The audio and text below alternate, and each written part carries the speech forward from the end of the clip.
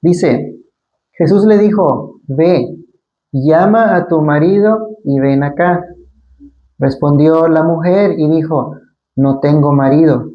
Jesús le dijo, bien has dicho, no tengo marido, porque 5 maridos has tenido y el que ahora tienes no es tu marido. Esto has dicho con verdad. Le dijo la mujer, Señor, parece que tú eres profeta.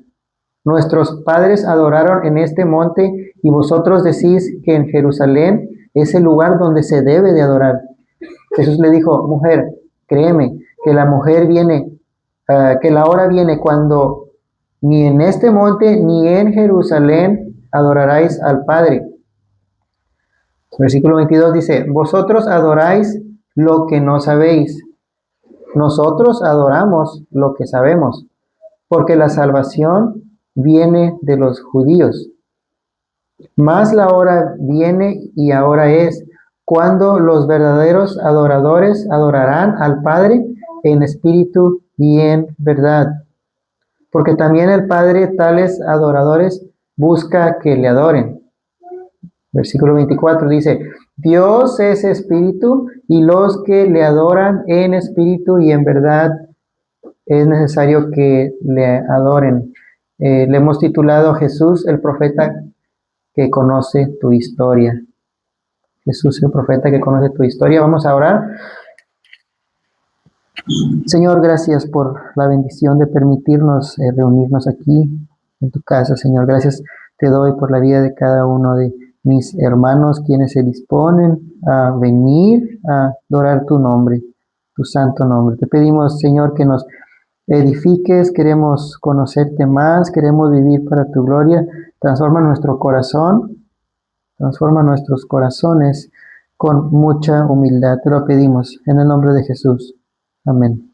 Pueden sentarse. Hermanos, todos ustedes ya conocen la mujer samaritana. Me imagino que ya tienen una idea, ¿verdad?, sobre su estilo de vida. Y el pastor Brian Bell comentó sobre esta situación de esta mujer. Él dijo, Jesús sacó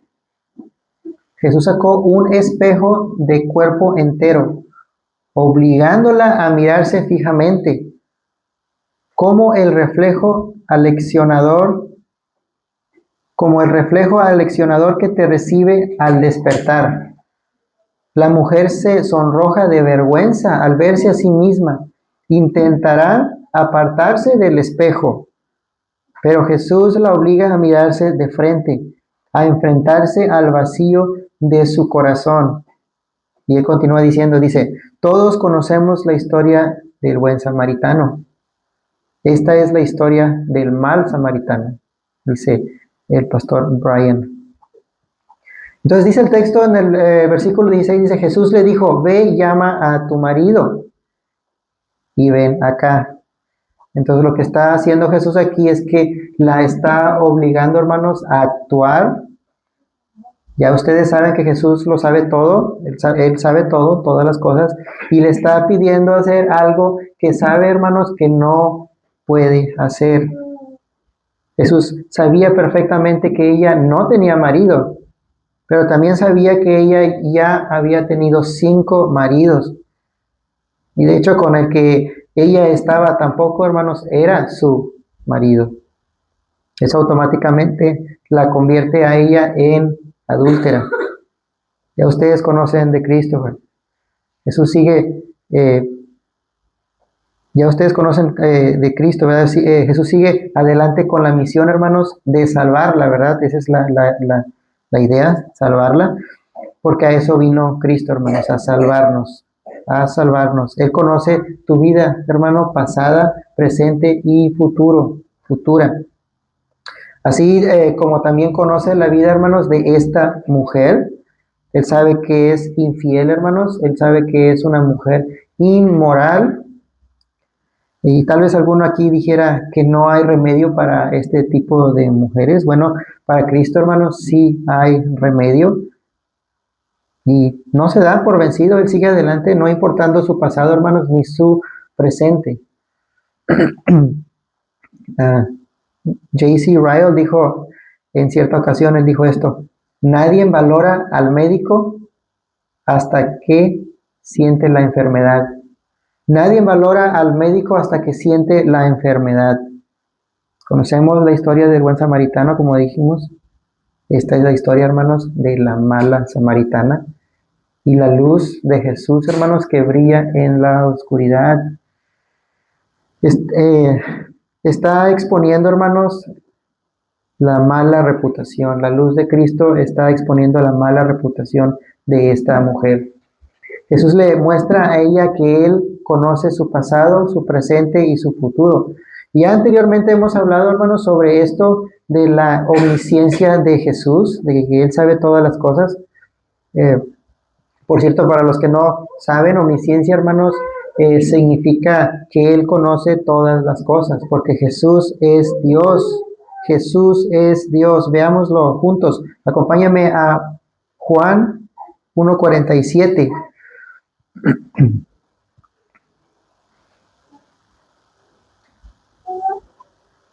Juan 1:47. Juan 1:47 dice: cuando Jesús vio a Natanael que se le acercaba, dijo esto Jesús de él: he aquí un verdadero israelita en quien no hay engaño. He aquí un verdadero israelita en quien no hay engaño. Jesús, hermanos, ya lo conocía. Sabía que era un verdadero, hermanos, israelita. Y cuando dice que era un verdadero israelita, hermanos, él no está diciendo que no tiene pecado, sino que era un hombre de Dios, hermanos. Era un hombre que seguía los estatutos de Dios, que amaba a Dios. Por eso dice Jesús, en quien no hay engaño. En pocas palabras, Él nos conoce, hermanos. Él sabe quién es un verdadero cristiano. Él sabe desde este momento quiénes se salvarán y quiénes no se salvarán, hermanos. Porque dice el texto que Jesús dijo de Él: he aquí un verdadero israelita en quien no hay engaño. Después continúa diciendo el texto en versículo 48. Le dijo Natanael, vean lo que le dice: ¿de dónde me conoces? Ginosco, ¿recuerdan esa palabra? Ginosco, que significa conocer. ¿De dónde me ginosco? Le está diciendo. Esta palabra se traduce en tres maneras dependiendo del texto, ¿recuerdan? Número 1, que era experiencial. Número 2, relacional, relación personal. Número 3, sexual. En este caso, Jesús conocía a Natanael de manera de relación personal. Después él sigue diciendo en el versículo 48. Respondió Jesús y le dijo: antes que Felipe te llamara, cuando estabas debajo de la higuera, te vi. Lo que Jesús está diciendo es que antes de que nacieras, te vi. Es decir, te conocí, te ginosco. Respondió Natanael y le dijo: Rabí, tú eres el Hijo de Dios, tú eres el Rey de Israel. Natanael, hermanos, entendió muy bien, hermanos, que Jesús no le estaba hablando de una manera superficial, como cuando dices, yo conozco a aquel, ¿verdad? O aquella de vista. No, hermanos, no. Natanael fue descubierto, hermanos, y fue aprobado por Dios. Y Natanael le contesta: Maestro, tú eres el Hijo de Dios, tú eres el Rey de Israel. ¿Por qué dice eso? Porque hay una coherencia entre lo que es su vida y lo que es Jesús. Y Jesús está diciendo de él, ¿cómo sabía lo que Jesús, cómo sabía que lo que había en el corazón de Natanael? Porque él es Dios, hermanos, manifestado en carne. Amén. Ver la omnisciencia de Cristo es muy, hermanos, común en el libro de Juan, hermanos. Y pienso a leer este texto sobre Natanael, que es muy inquietante, que de la nada venga un completo extraño y descubriera, ¿verdad?, todos tus pecados. Es extraño, ¿verdad? Pero Cristo no lo hacía por maldad, hermanos, sino para mostrarle su verdadera necesidad, hermanos. Su verdadera necesidad espiritual, no material. El asunto es que Jesús le pide a esta mujer que haga algo, hermanos, que sabe que no puede hacer. Algo parecido a los 10 mandamientos, ¿verdad? Que el ser humano, pues se supone que debió de haber cumplido, ¿verdad? Pero ¿qué ser humano ha cumplido los 10 mandamientos, hermanos? Nadie, nadie. Una vez le dice Jesús a un joven rico, le dice, ve, vende todo lo que tienes. Y luego le dice, repártelo entre los pobres. Y luego le dice, ven y sígueme. Como resultado tendrás un tesoro en el cielo. Así le dice en Lucas 18:22. Hermanos, cuando Jesús da órdenes y mandamientos, es con el fin, hermanos, de exponer el interior del corazón. Es con el fin de exponer el interior del corazón de la persona. El pecado, hermanos, y la culpa. La ley de Dios exige un amor perfecto, hermanos. Un amor perfecto. Un amor que tenemos, ¿verdad? Que no tenemos más bien. Y Jesús en el versículo 16 le dice, ve y llama a tu marido y ven acá. Claro, que esta mujer no puede llamar a su marido y traerlo a Jesús, no lo puede hacer. Y por esa razón se descubre qué clase de mujer es, la vida miserable e inmoral que ha llevado. Algo muy importante, hermanos, que debemos de saber es que para que una alma pueda convertirse a Dios, debe primero tener una convicción de pecado, hermanos. De otra manera no será convertida. En el caso de la mujer samaritana, Jesús le mostró su falta al séptimo mandamiento, hermanos, que es no cometerás adulterio, Éxodo 20:14. Y ella tuvo convicción, hermanos, de pecado. Con las palabras penetrantes, ve, llama a tu marido. Cuando dice ve, llama a tu marido, estas palabras, hermanos, traspasaron su conciencia como una flecha, hermanos. Y su enfermedad espiritual, hermanos, fue descubierta.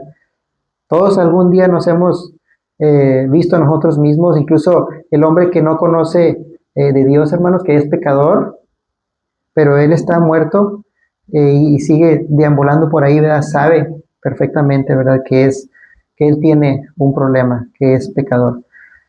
Por cierto, hermanos, todo buen predicador, evangelista, maestro, pastor, ministro, debe tener, hermanos, como objetivo, hermanos, mostrarle a su audiencia que el pecado está vigente, hermanos. No importando si son ofendidos, todos en algún momento estaremos delante, hermanos, del trono de Dios y responderemos, hermanos, por nuestras malas acciones. ¿Por qué digo esto? Porque Jesús lo hizo. Él lo hizo. Él nunca suavizó la realidad, hermanos, del pecado. Hace unos años, hermanos, escuché a un hombre decir esto. Dijo, ¿por qué debo seguir a Cristo? Así dijo él. Un hombre, ¿verdad?, mundano, un hombre del mundo. Él dijo, ¿por qué debo seguir a Cristo? Y luego él dice, ni que fuera homosexual. Así dijo. Así de ciegos están los que no conocen su estado espiritual, hermanos. Hermanos, nadie valora la medicina del Evangelio hasta que experimenta su enfermedad, hermanos. Nadie mirará la belleza de Cristo como Salvador hasta que se da cuenta, hermanos, que es un pecador perdido y arruinado y que al morir despertarán, hermanos, en el infierno. Y una cosa así segura, hermanos, que si no escuchaste, hermanos, la voz de Cristo aquí en esta tierra, tampoco la vas a escuchar en el momento de tu muerte. Pasamos al siguiente versículo 17, Juan 4:17. Juan 4:17.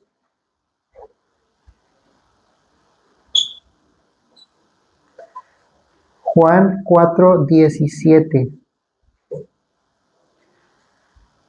Dice el texto, respondió la mujer, y dijo, no tengo marido. Jesús le dijo, bien has dicho, no tengo marido. Bueno, esta mujer samaritana dijo la verdad, eso sí, ¿verdad? Ella dijo la verdad, pero a medias. Dijo la verdad, hermanos, pero a medias, porque todavía estaba escondiendo el detalle de su actual relación extramatrimonial, hermanos. Y así hay muchos cristianos, le confiesan a Dios su pecado, pero a medias, hermanos. Debemos ser honestos completamente para que nuestras oraciones no tengan estorbo, ¿verdad? Entonces ella dice, no tengo marido, no tengo marido. Tenía un hombre, pero no era su marido legal. Por cierto, Dios toma muy en serio, hermanos, el matrimonio,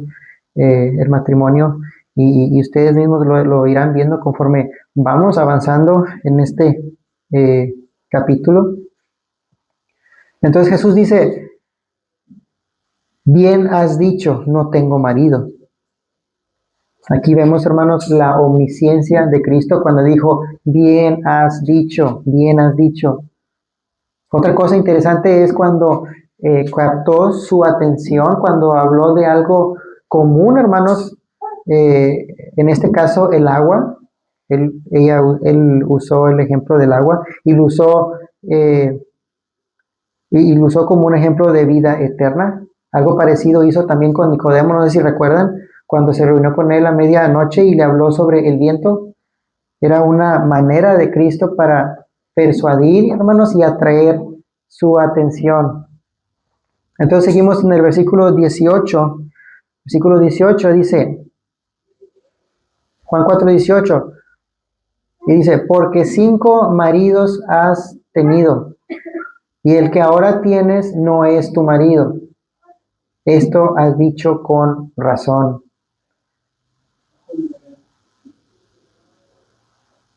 Jesús le coloca un espejo, hermanos, delante de ella, pero sin avergonzarla, con el fin de que ella vea, hermanos, su pecado. Y Jesús dice la cantidad exacta de cuántos hombres ella tenía y que vivieron con ella como maridos. Ahora, esos 5 maridos, hermanos, ya son historia, ya no existen, ya no están. Y no hay duda de que esos maridos terminaron, hermanos, en divorcio por su infidelidad. Porque recuerden que ella no tenía problema con hablar con desconocidos, hermanos. Habíamos dicho meses antes de que era algo extraño que una mujer estuviera sola en el pozo, ¿verdad? Ya que según la historia judía dice que era tradición que las mujeres fueran, hermanos, en grupo a sacar agua, ¿verdad? Y hablar por horas, ¿verdad? Recuerden que había dicho que las mujeres tenían la capacidad de hablar por horas y horas, ¿verdad? Y ellas aprovechaban para juntarse en estos pozos, ¿verdad? Y platicar. Entonces, hermanos, Jesús dice, el que ahora tienes no es tu marido. Y el que ahora tienes no es tu marido. Bienvenidos, hermanos, pásenle. Bienvenidos, bienvenidos. Dios los bendiga, pásenle. Juan 4:18, hermanos, estamos en Juan 4:18. Juan 4:18, y el que ahora tienes no es tu marido. Él solo está diciendo la verdad, hermanos. Jesús solamente está hablando la verdad, no para condenarla, sino para mostrarles su pecado, hermanos. Ella por el momento vive con un hombre, esta mujer samaritana vive con un hombre, ¿verdad? Pero no es su marido, ni delante de la ley de los hombres, ni delante de la ley de Dios. Entonces, Jesús necesita que ella reconozca, hermanos, su pecado antes de bendecirla con el agua de la salvación. Y John MacArthur comentó sobre este tema, hermanos, de la mujer samaritana. Él dice esto: al negarse a llamar a su esposo, al hombre con quien convivía, Jesús rechazó la idea de que la mera convivencia constituía matrimonio, hermanos. Es decir, el vivir con un hombre o una mujer sin estar legalmente casados es pecado delante de Dios. Tener, hermanos, tener relaciones sexuales sin estar casados legalmente es pecado delante de Dios. Y luego después continúa diciendo John MacArthur, dice, la Biblia considera el matrimonio como un pacto formal, legal y público entre un hombre y una mujer, dice John MacArthur. Seguimos adelante, hermanos, en el versículo 19, Juan 4:19.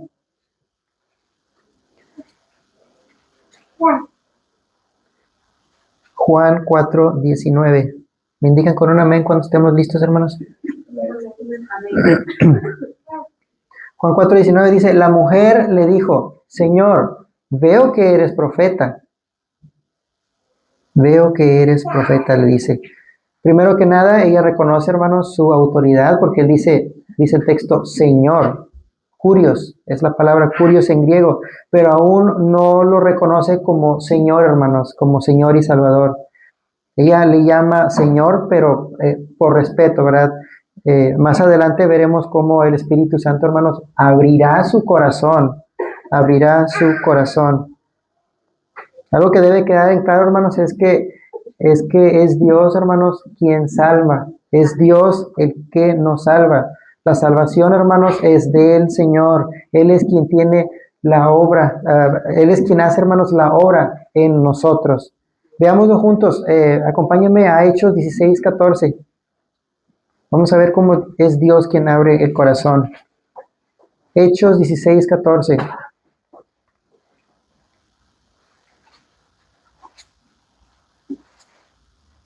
Hechos 16:14.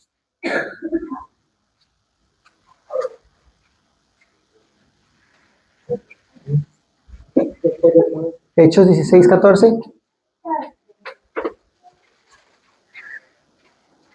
Dice, entonces, una mujer llamada Lidia, vendedora de púrpura de la ciudad de Tiatira. Lidia, hermanos, solo para que sepamos, Lidia, una mujer de la ciudad de Tiatira, dice el texto. Dice el texto que era una vendedora de púrpura. Se refiere a una tela color púrpura. Una tela color púrpura. Esta ciudad de Tiatira, hermanos, era conocida, ¿verdad?, por sus colores púrpura y tenía una gran cantidad de tintoreros, hermanos. Estas telas se vendían demasiado en Tiatira, ¿verdad? Ya que era el color de lo que es la toga oficial, hermanos, de Roma, en las colonias romanas. Y luego después sigue diciendo el texto que adoraba a Dios. Hechos 16:14. Entonces una mujer llamada Lidia, vendedora de púrpura de la ciudad de Tiatira, que adoraba a Dios. Dice que adoraba a Dios. Ella buscaba, hermanos, al Dios de los judíos. Aunque no era una devota de la religión judía, ella participaba, hermanos, en las prácticas judías, hermanos. Después dice el texto, dice, estaba oyendo, y luego dice esto, y el Señor abrió el corazón de ella. Y el Señor abrió el corazón de ella. Es Dios el que abre el corazón de nosotros, hermanos. Y el Señor abrió el corazón de ella, para que estuviese atenta a lo que Pablo decía. Dice el texto, estaba oyendo y el Señor abrió el corazón de ella para que estuviese atenta a lo que Pablo decía. Entonces, ¿a quién abrió el corazón de Lidia, hermanos? El Señor Dios. La salvación, hermanos, es del Señor. Si usted cree, hermanos, no ser salvo, es Dios el que tiene que pedírselo para que Él haga la obra, que Él haga la obra en su corazón. El Señor abre nuestro corazón, hermanos, para escuchar su palabra. Es la palabra la que nos salva y Pablo nos lo confirma. Él dice en 1 Corintios 1:21, se los leo rapidito, dice, agradó a Dios salvar a los creyentes por la locura de la predicación. Agradó a Dios salvar a los creyentes por la locura de la predicación. Seguimos en nuestro texto, hermanos. Recuerden, estamos en Juan Juan 4:19, hay que poner un separador ahí para que no se les pierda. Juan 4:19.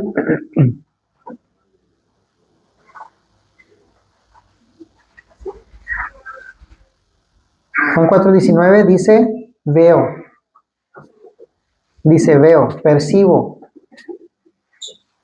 percibo.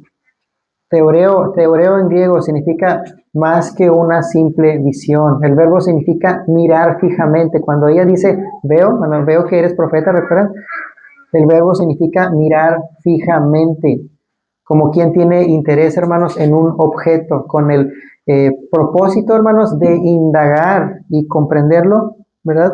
Mirar, hermanos, con curiosidad y atención. Eso es la palabra veo. Y dice, veo que eres profeta. Veo que eres profeta. Ella tenía conocimiento, hermanos, del Mesías, pero ella aún no se dirige a él, ¿verdad? Como el Mesías, no aún. Ella percibe, hermanos, la luz de Cristo que comienza a brillar, hermanos, en su corazón. Ella comienza a percibir que es un profeta, hermanos, y eso explica de por qué él sabe de su vida, ¿verdad? Entonces, cuando Jesús le dice, ve y llama a tu marido, en realidad era una exhortación, hermanos, una exhortación a confesar sus pecados voluntariamente. Jesús le da la oportunidad, ¿verdad?, de mentir, que si tiene marido, ¿verdad?, y va a ir a llamarlo, y pues de esa manera, pues, tal vez pudiera alejarse de él, ¿verdad?, huir, aprovechar, pero ella, en cambio, hermanos, con mucha humildad hace esto. Número uno, no hace ningún movimiento, hermanos, para irse. Número dos, no intenta escapar, hermanos. Número tres, no miente fingiendo que sí tiene marido. Número cuatro, ella sigue de pie, hermanos, confesando su vergüenza. Seguimos adelante en el versículo 20. Juan 4:20.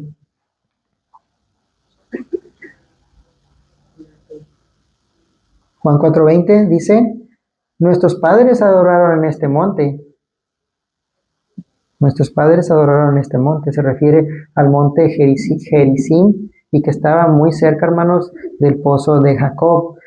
Ellos decían que Abraham tuvo lugar, hermanos, en esta montaña y que fue ahí donde Abraham encontró a Melquisedec, ¿verdad? Y luego sigue diciendo el texto, y vosotros decís que en Jerusalén es el lugar donde se debe de adorar. Hermanos, si ustedes notan, ella está intentando desviar la atención de Jesús con argumentos teológicos, ¿verdad? Argumentos religiosos. Nadie me está hablando del lugar de adoración, ¿verdad? Es ella quien está sacando el tema al verse descubierta, ¿verdad?, de sus fechorías. Versículo 21. Versículo 21 dice, Jesús le dijo, mujer, créeme que la hora viene cuando ni en este monte ni en Jerusalén adoraréis al Padre. Mujer, créeme que la hora viene cuando ni en este monte ni en Jerusalén adoraréis al Padre. Jesús le dijo, mujer, le llama mujer, así le habla, así le hablaba, ¿verdad?, a las mujeres a quienes se dirigía, hermanos, con respeto. Después dice, créeme, Jesús dice, créeme, pero aún, hermanos, no le dice, cree en mí. Los verbos nos dicen que se está acercando, hermanos, hacia esa dirección, ¿verdad?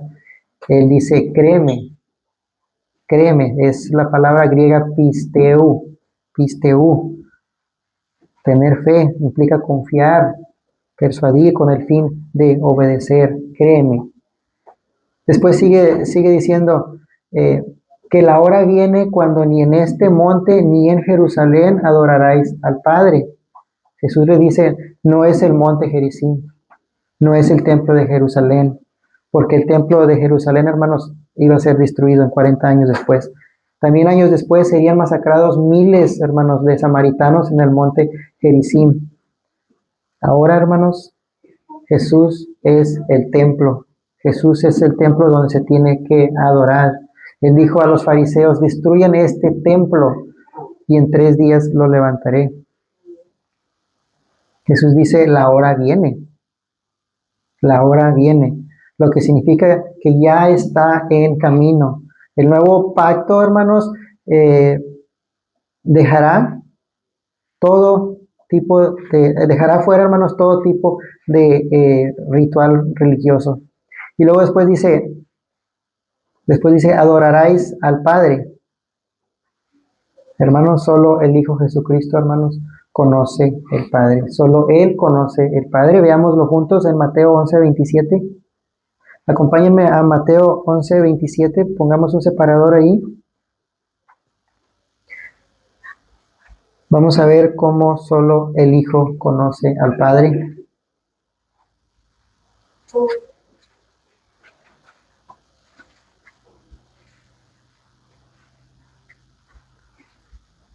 Solo el Hijo Jesucristo, hermanos, conoce al Padre. Mateo 11:27.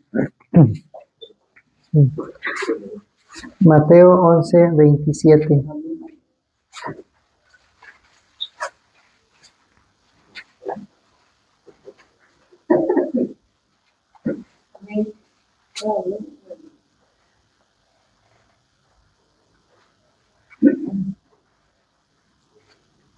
Me indican con un amén cuando estemos listos. Amén. Mateo 11:27 dice, el Padre me ha confiado. Lo voy a leer despacito, hermanos, para de esa manera podemos entender bien el texto. Mateo 11:27 dice, el Padre me ha confiado. Nadie confía, hermanos, si no conoce, ¿verdad?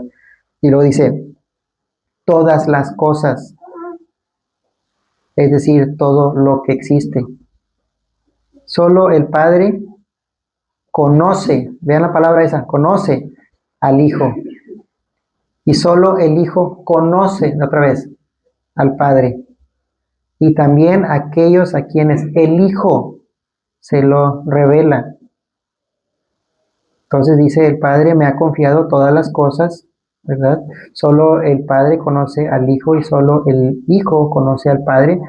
Y también aquellos a quienes el Hijo se lo revela. Hermanos, no tenemos ninguna otra fuente, hermanos, para ser salvos. No hay segunda opción. Jesús dijo, yo soy el camino, la verdad y la vida. Nadie viene al Padre sino por mí. No es, hermanos, el edificio. Ningún edificio salva, hermanos. Nosotros nos congregamos, ¿verdad? Por ejemplo, en este edificio para adorar a Dios, pero si un día este edificio ya no está, ¿verdad? No significa que Dios ya no lo podemos encontrar, ¿verdad? Ustedes pueden reunirse en sus casas como comenzó, ¿verdad? La iglesia primitiva. Ustedes pueden buscar al Señor, hermanos, en los días que no vienen a la iglesia, ¿verdad? Durante la semana. Lo que quiero decir, hermanos, es que se trata de tener una relación personal con Cristo. Por eso Jesús dice en Mateo 7:23, nunca los conocí. Esta palabra conocí, hermanos, es muy importante. Nunca los conocí, nunca tuve una relación personal contigo. Mateo 7:23. Porque todo es acerca de una relación personal con Cristo, hermanos. Seguimos en nuestro siguiente versículo 22, Juan 4:22. Juan 4:22 dice, vosotros adoráis lo que no sabéis. Nosotros adoramos lo que sabemos, porque la salvación viene de los judíos. Ok, este es un versículo que vamos a intentar, hermanos, extraer, lo vamos a desempacar, hermanos, con el fin de conocer lo que Cristo quiere que sepamos, porque estos textos, hermanos, están vigentes aún para nosotros. Dice, vosotros adoráis lo que no sabéis, dice, hasta ahí. Jesús está diciendo, hermanos, ustedes los samaritanos saben muy poco acerca de aquel a quien ustedes, según ustedes, adoran, ¿verdad? Es decir, los samaritanos han estado en ignorancia, hermanos, sobre lo que es la verdadera adoración. Y esto mismo está pasando hoy en día, hermanos, con muchos cristianos. Creen creen, hermanos, estar adorando sinceramente a Dios, pero están sinceramente, hermanos, equivocados. Muchos hoy en día tienen la buena intención, hermanos, de adorar a Dios, pero solo se queda en la intención. El apóstol Pablo pasó por algo parecido. Veámoslo juntos, vamos a verlo. Síganme a Hechos 17:23.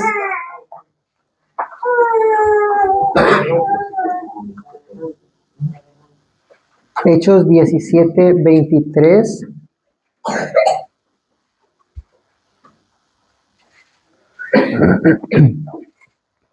Hechos 17:23.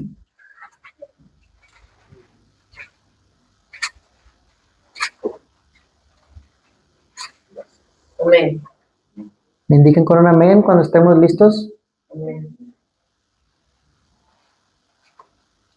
Hechos 17:23 dice, porque pasando, este es el apóstol Pablo, porque pasando y mirando vuestros santuarios, hallé también un altar en el cual estaba esta inscripción.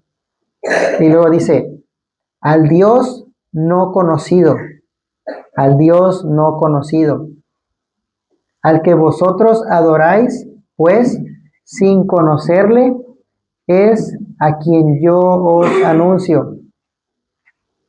Y lo dice el versículo 24, el Dios que hizo el mundo y todas las cosas que en él hay, siendo Señor del cielo y de la tierra, no habita en templos hechos por manos humanas, ni es honrado por manos de hombres, como si necesitase de algo, pues Él es quien da a todos vida y aliento y todas las cosas.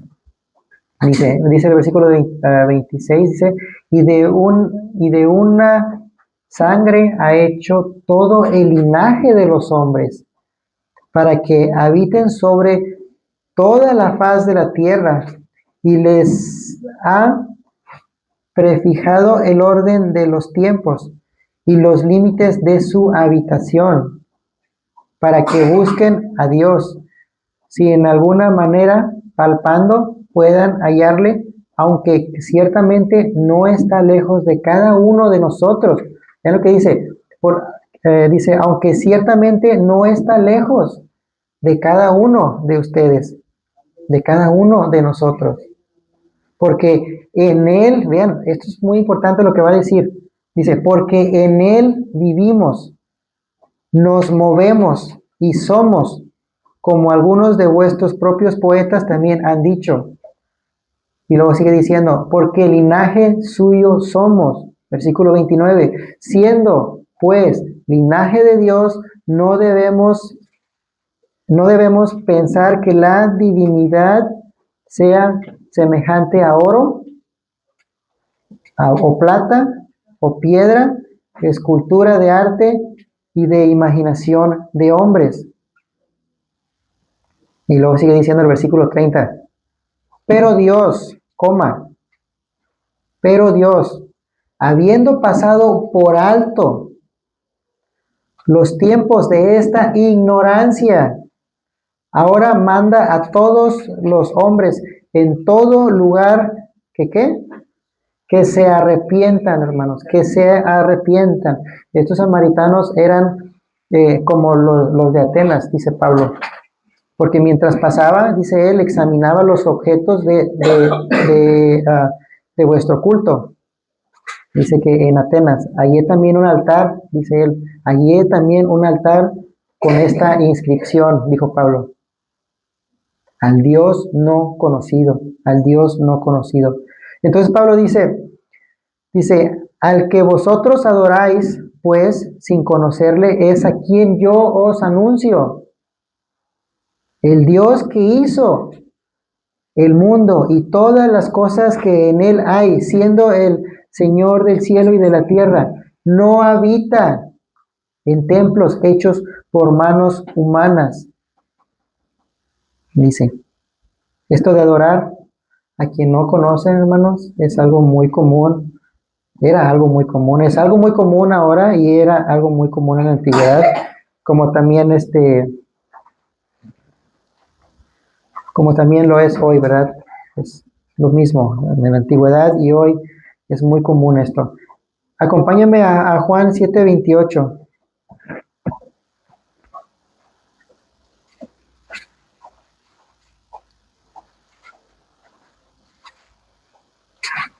Esto de adorar a quien no conocen era algo muy común, hermanos, en la antigüedad, como también lo es hoy.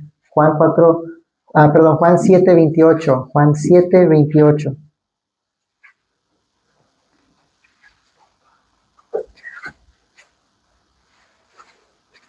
Juan 7:28, hermanos. Me indican con un amén cuando estemos listos. Amén. Amén. Juan 7:28 dice, Jesús entonces, enseñando en el templo, alzó la voz y dijo, a mí me conocéis y sabéis de dónde soy, y no he venido de mí mismo, pero el que me envió es verdadero. Dice, pero el que me envió es verdadero, a quien vosotros no conocéis, pero el que me envió es verdadero, a quien vosotros no conocéis. Este era algo muy común, hermanos, en los tiempos de Jesús. Volvamos a nuestro texto, a nuestro versículo 22, Juan 4:22.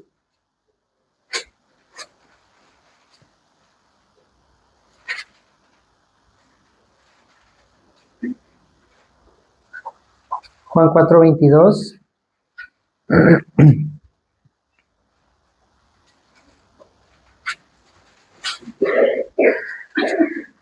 Juan 4:22 dice, nosotros adoramos lo que sabemos. Jesús dice, ¿verdad? Nosotros adoramos lo que sabemos. Nosotros adoramos lo que sí sabemos, lo que conocemos, es lo que está diciendo Jesús. Interesante, hermanos, que usa esta palabra nosotros. Jesús está diciendo nosotros y él usa esta palabra nosotros.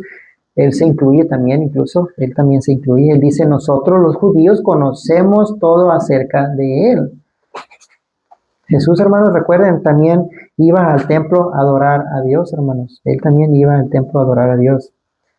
La adoración samaritana, hermanos, era falsa, mientras que la adoración judía, cuando se adoraba a Dios con el corazón, hermanos, pues esta venía a ser una adoración correcta, verdadera, ¿verdad? Después dice la última porción del texto del versículo 22, hermanos. Dice, porque la salvación viene de los judíos. Versículo 22, Juan 4:22, estamos aquí en la última porción, dice, porque la salvación viene de los judíos. En efecto, hermanos, la salvación viene de los judíos. Fue algo que se esperó, hermanos, durante años, durante mucho tiempo. Era la esperanza, hermanos, del pueblo escogido de Dios. Dice Lucas 1:69, dice, y nos levantó un poderoso Salvador en la casa de David, su siervo. Así dice Lucas 1:69. Juan 3:17 dice, porque Dios no envió a su Hijo al mundo para condenar al mundo, sino para que el mundo sea salvo por medio de él, hermanos. Amén. Así dice Juan 3:16. De esta realidad, hermanos, no debemos de olvidarnos jamás. Como hispanos, hermanos, como cristianos, tenemos que entender que por muy indignos, hermanos, por muy indignos y desagradecidos que sean los judíos, hermanos, el Mesías, nuestro Salvador, el Hijo de Dios, hermanos, era judío. Existen muchos ataques, hermanos, en contra del pueblo judío, hermanos, incluso los cristianos, pero la salvación viene de los judíos. Esta palabra salvación es soteria en griego, que significa salvar, hermanos, rescatar, liberar. Es una liberación, hermanos, de un peligro, en este caso del castigo eterno, ¿verdad?, del infierno. También la palabra salvación, soteria, significa restauración a un estado de seguridad, ¿verdad? Cuando usted es salvo, usted está siendo restaurado a un estado de seguridad, hermanos. No importa si usted muere, usted ya está restaurado y usted está seguro en las manos de Dios.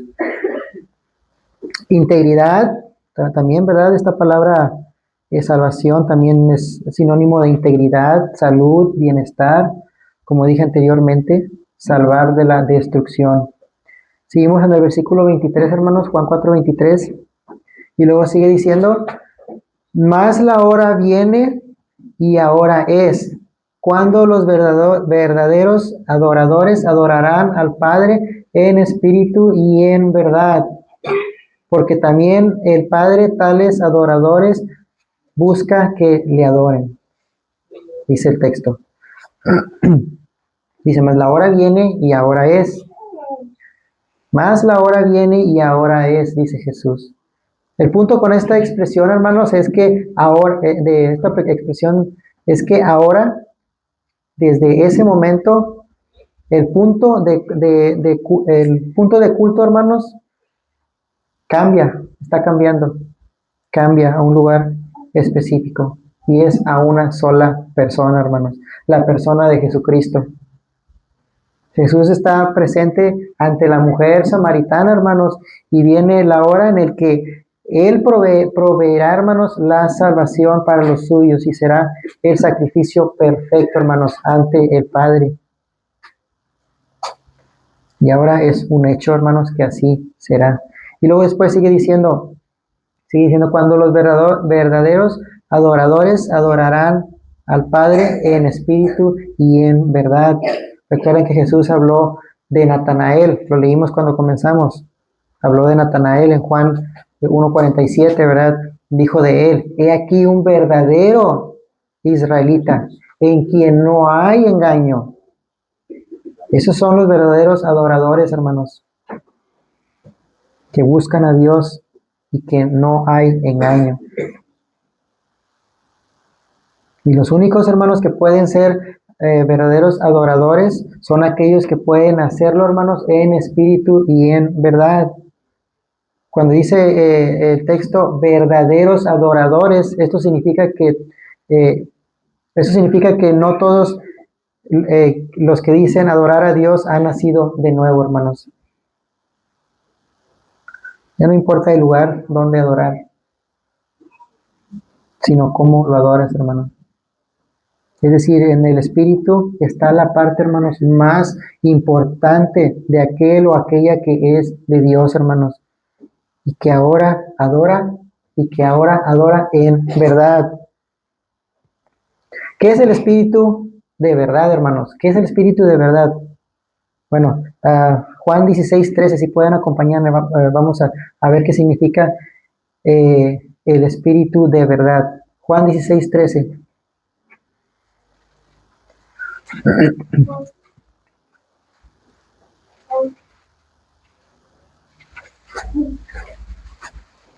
¿Qué es el espíritu de verdad? Juan 16:13.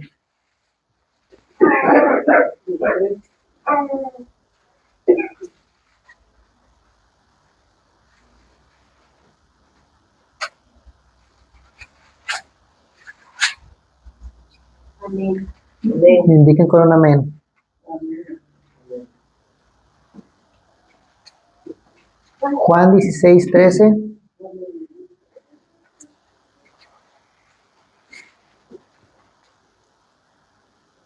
Dice, ¿qué es el espíritu de verdad? Juan 16:13 dice, pero cuando venga el espíritu de verdad,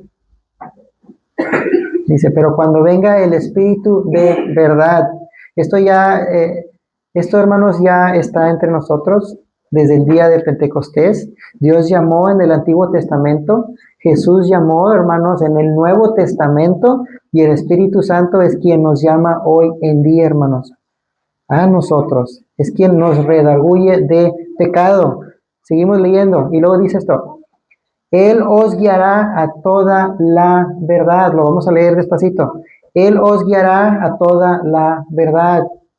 Si usted está en el Espíritu, hermanos, usted camina en la verdad. Usted habla con la verdad. Usted habla con la verdad. Usted conoce la verdad, hermanos, que es Cristo. Él dijo, yo soy el camino, la verdad y la vida. Él dijo así. Y luego sigue diciendo, porque no hablará por su propia cuenta. Porque no hablará por su propia cuenta. Ya habíamos dicho, ¿verdad? El que es de Dios, escucha y habla la palabra de Dios. No habla, nadie que no es de Dios habla por su propia cuenta. El que es de Dios escucha y habla la palabra de Dios. El ministro que es de Dios nunca habla, hermanos, por su propia cuenta. Nunca pone sus intereses, hermanos, por encima de los intereses de Dios. Dice esto, sigue diciendo, sino que hablará todo lo que oiga. Lo que oigo de la palabra, lo hablo, ¿verdad? Juan el Bautista dijo en Juan 3:30, él dice esto, es necesario que él crezca, pero que yo mengüe. Juan el Bautista fue lleno del Espíritu Santo y habló, hermanos, lo que oyó del Espíritu. Pedro también habló lo que vio y oyó, hermanos. Y luego sigue diciendo, y os anunciará lo que ha de venir. Y os anunciará lo que ha de venir. Los que tienen el Espíritu de verdad, hermanos, esperan en Cristo, esperan en las promesas, saben que son extranjeros y peregrinos, hermanos, y anuncian lo que ha de venir, tanto como lo bueno como lo malo. Todo lo que escucharon del Espíritu, ellos profetizarán. Lo que ya está escrito, hermanos, lo que está escrito. Lo que ya Dios ha dicho. Romanos 8:5, se los leo yo, dice, vean lo que dice Romanos 8:5. Porque los que viven según la carne piensan en las cosas de la carne, pero los que viven según el Espíritu, en las cosas del Espíritu hablan. Seguimos en el verso 23, hermanos. Verso 23. Juan 4:23 dice,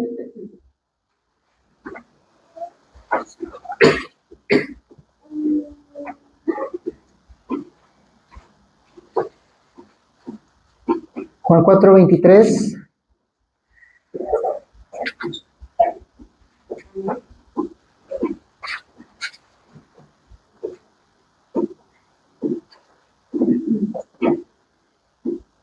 Versículo 23 dice, porque también el Padre tales adoradores busca que le adoren, hermanos.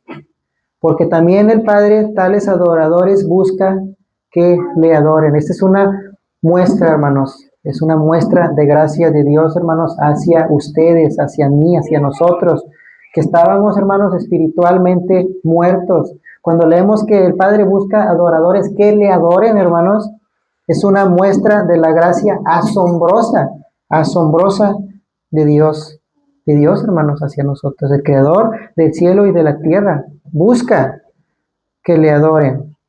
Proveyó lo que necesitábamos para llegar a ser verdaderos adoradores. Esto debe de llenarnos, hermanos, de gratitud, hermanos, en nuestros corazones. ¿Alguna vez le hemos dado gracias a Dios, hermanos, por buscarnos Él a nosotros? ¿Alguna vez le hemos dado gracias a Dios por buscarnos a nosotros, hermanos, para que seamos adoradores? Piénsenle. Lucas 19:10. Acompáñenme a Lucas 19:10.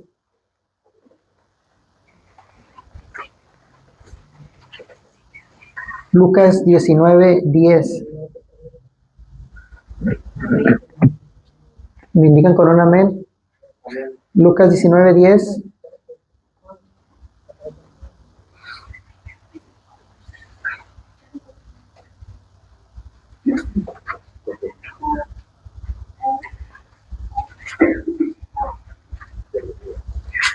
Lucas 19:10.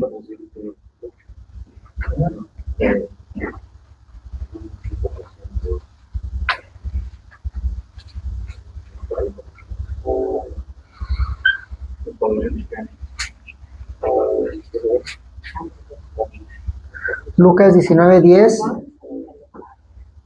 Dice, me indican con un amén cuando estemos listos. Dice, porque el Hijo del Hombre vino a buscar y a salvar lo que se había perdido. Porque el Hijo del Hombre vino a buscar y a salvar lo que se había perdido. Quiero que pongan atención el texto.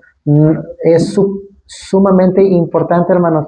Dice, porque el Hijo del Hombre vino a buscar y a salvar lo que se había perdido, hermanos. Él nos llamó, Él nos buscó, hermanos, porque Él nos amó primero, para que seamos sus adoradores, hermanos, en espíritu y en verdad.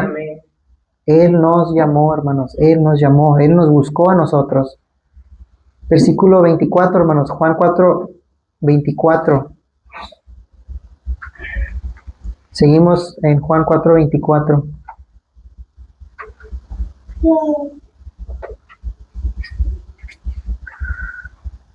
Juan 4:24 dice, Dios es espíritu, y los que le adoran en espíritu y en verdad es que necesario que le adoren. La verdadera adoración, hermanos, es interna, hermanos, no externa. Los judíos y los samaritanos cumplían, hermanos, externamente, ¿verdad? Y ofrecían sacrificios, pero Jesús dijo, la hora viene y la hora es. Él dijo esto, la hora viene y la hora es. Es decir, llegó la hora en que ya no sería el lugar, hermanos, donde adoren, sino que sería en espíritu y en verdad. En espíritu y en verdad. Ustedes adoran a Dios en espíritu y en verdad, hermanos. Dios es espíritu. Él dice, Dios es espíritu. Dios es espíritu. Esto es que Dios no es de carne, hermanos. Solo Jesús es el verbo que se hizo carne. Juan 1:14.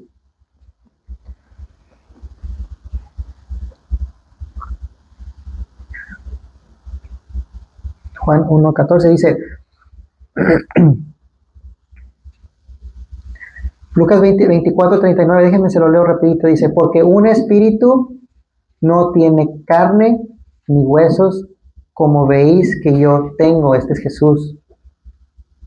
Dijo Jesús esto, ¿verdad? Cuando resucitó. Entonces dice el texto que los que le adoran a Dios, quienes se supone que adoran en espíritu, deben adorarlo, hermanos, en espíritu y en verdad. Es el Espíritu Santo, hermanos, quien te impulsa a la verdadera adoración, dándonos primero que nada, hermanos, deseo de adorar, luego el poder de adorar, el poder para adorar. Nadie quien vive, hermanos, en la carne podrá adorar a Dios, hermanos, correctamente. Cuando decimos adorar a Dios, estamos diciendo que le adoramos no solo en la iglesia, hermanos, sino en nuestra vida privada. Solo hay una forma de adorar a Dios y es, hermanos, en espíritu y en verdad. Vamos a orar, hermanos.